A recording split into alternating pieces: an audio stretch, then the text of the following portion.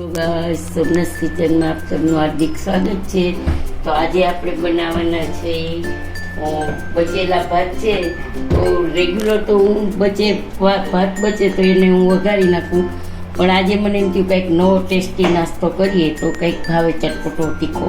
તો આજે આપણે બચેલા ભાત છે એના વડા બનાવવાના છે. તો જુઓ, એકદમ ભાતને એકદમ આપણે લોટના ઓલા ડોના ફોર્મમાં લઈ આવશું આપણે, એકદમ મસળીને.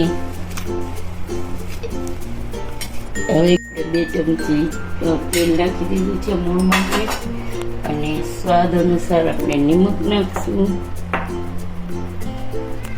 અને અહીંયા છે ને મેં લીલા મરચાંની કટકી કરી લીધી છે, તો જેટલું આપણે બેસન નાખી દેવાનું, ઉમેરવાનું છે. અને બીજું આપણે જેટલા ભાત છે ને એનાથી અડધું ઉમેરી લીધો છે આપણે ભાખરીનો લોટ કરકરો, તો એ આપણે ઉમેરી દઈએ અત્યારે. પછી જોશે ને પ્રમાણે આપણે વધારે જોશે તો ઉમેરશું, પણ આમાં પાણીનો ઉપયોગ આપણે કરવાનો નથી. અને 1 નાની ચમચી હિંગ. હવે આપણે બધું આને એકદમ મિક્સ કરી લઈશું.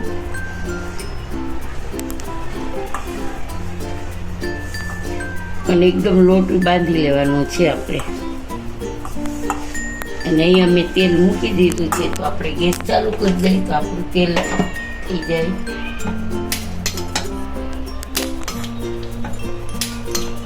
રીતે લોટના ફોર્મમાં લઈ આવ્યા છે, તો આવી રીતે નાનું લૂ લઈ અને આવી રીતે આમ હાથેથી જ આમ છે, હાથેથી જ આમ બનાવવાના છે. સોરી, અવાજ મારો અંદર વયો ગયો તો.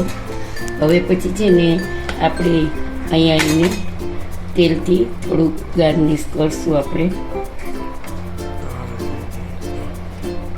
આવી રીતે લગાવી લઈશું.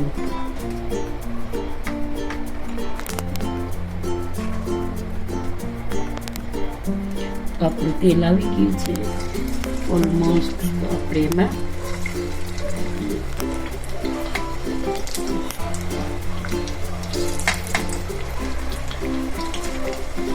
તલો છે ને તો એકદમ ક્રિસ્પી ને મસ્ત લાગશે, અને ખાવામાં તમને બહુ જ સરસ લાગશે. આ તો જુઓ ગાઈસ, આવી રીતે આપણે એને પલટાવી લઈશું.